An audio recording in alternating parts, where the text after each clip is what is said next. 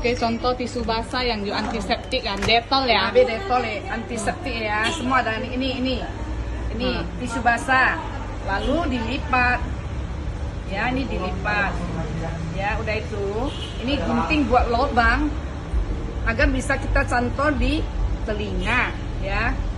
Kalau memang udah nggak dapat beli Itu yang lipat dulu ya. Nah, Terus ininya ujungnya digunting dikit. digunting, biar ada lubang. Sudah itu, kan buka ada lubang, Oke. langsung pasang ke hidung.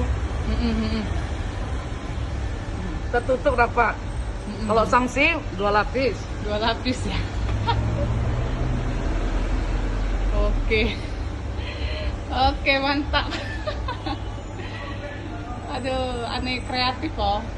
Ini juga berarti antiseptik dulu, Dia antiseptik. Oke, Bagus oke. kan? Bagus. Oke. Udah. Kalau seandainya tidak ada masker, pakai ini aja. Oke. Nggak usah sanksi. Ya kan? Jaga-jaga ya. Oke. Udah. Oke.